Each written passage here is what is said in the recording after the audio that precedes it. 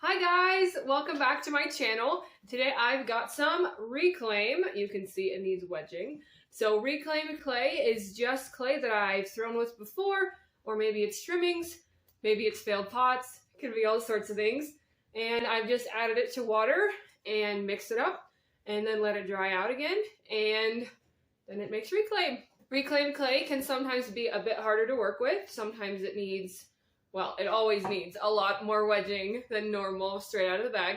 And you can see it's full of air bubbles and lumpy as heck. But it's still good to work with, can be rethrown into things. I find it's a little harder to throw tall things with it. Maybe I'm not wedging enough, I don't know. But it's great for plates. It tends to be a bit softer. So today I'm gonna throw some 3-pound plates and I'm gonna get wedging. So here is my reclaim. I've got some more in this bag, and one is a little harder and one a little softer, so I'm going to be mixing them.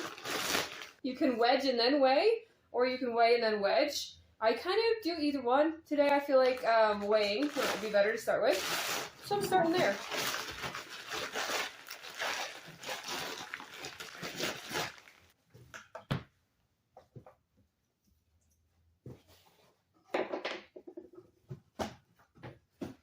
So since one's harder, one's softer, I'm going to do about 1.5 pounds of each.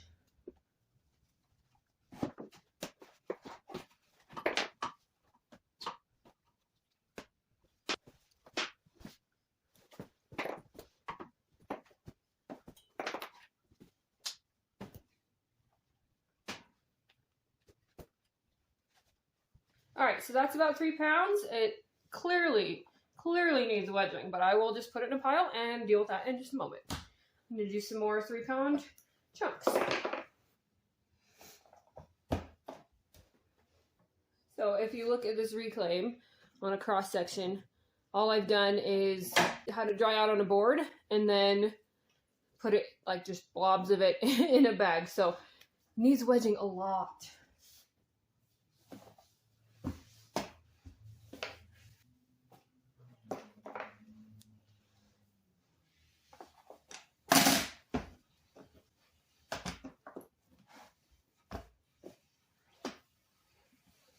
And this last one's not quite enough clay, so I'm just going to mix in some fresh so I have the right amount.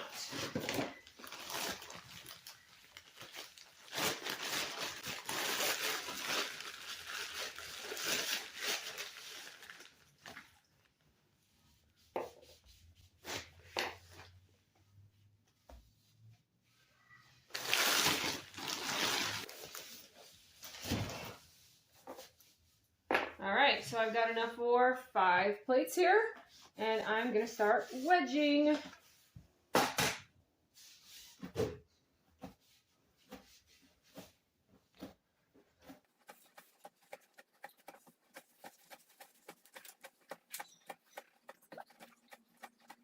So wedging it helps to get rid of air bubbles and make everything consistent.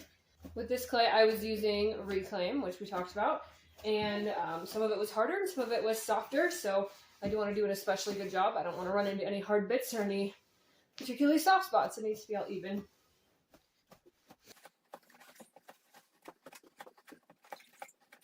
And the real test of wedging is seeing if there's any air bubbles left inside. So you just get a wire tool, and that is very consistent and nice, and a whole lot better than this. So I'm going to get to more wedging.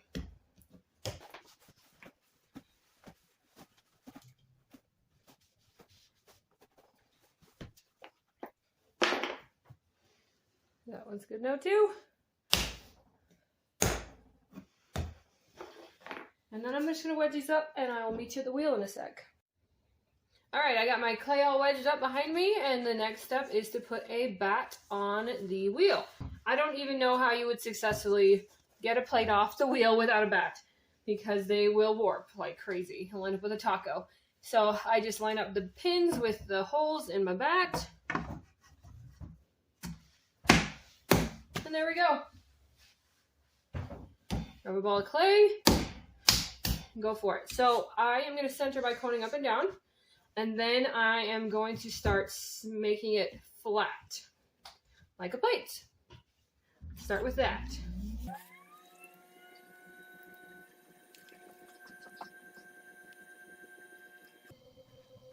So coning up and down can help to center the clay, and it can also help to get rid of any leftover air bubbles from when I was wedging.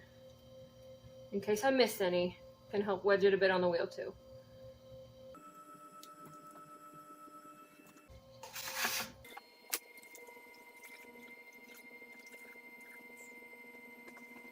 Still a bit wonky. I'm going to do it a few more times. Especially with reclaim, I find I have to do this a few more times. That's okay.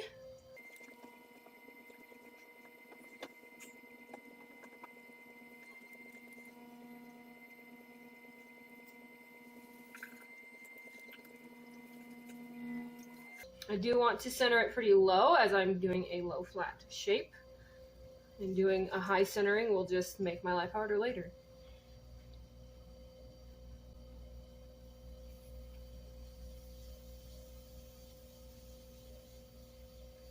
So after it's centered, I'm starting to basically just smush it down. Pushing it toward the center, keep it centered, but also lowering it down.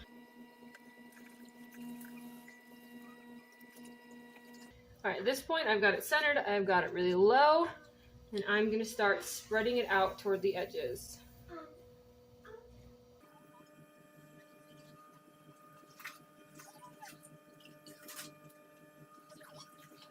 Since I'm exposing so much surface area, it needs extra water.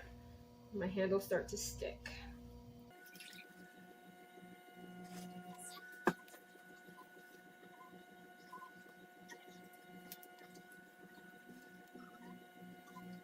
I'm aiming for about maybe 3/4 of an inch or an inch thick. You do throw plates thicker and trim them later.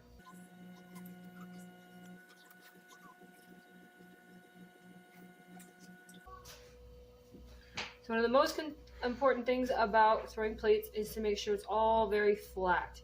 If there's any up and down parts, it will probably crack, and plates are already prone to cracking. So I want to make sure it's very consistent. That's what I'm doing with the rib here.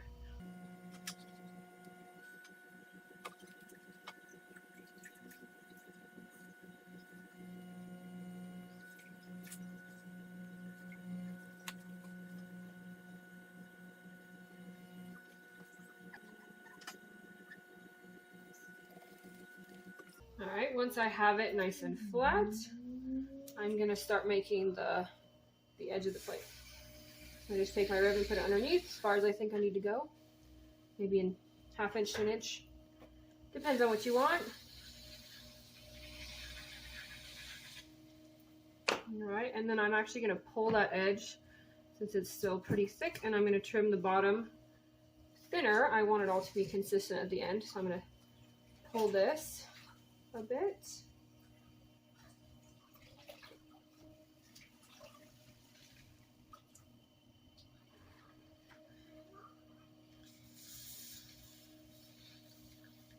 Make sure everything looks good.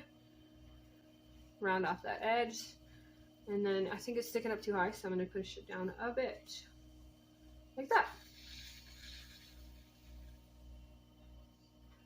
And that makes a beautiful plate. I'm going to throw the rest, and I'm going to speed it up.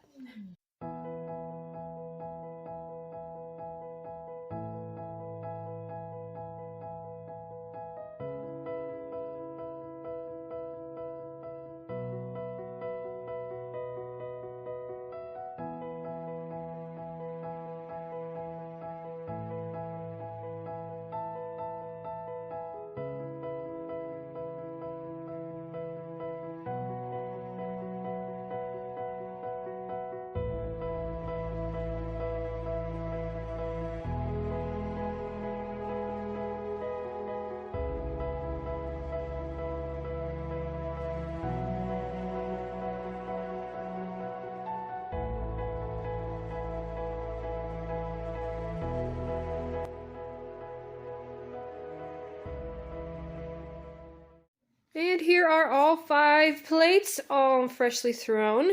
They look great, and I'm planning on doing some fun sgraffito designs on them. So that will be coming to a video soon. Thanks for watching.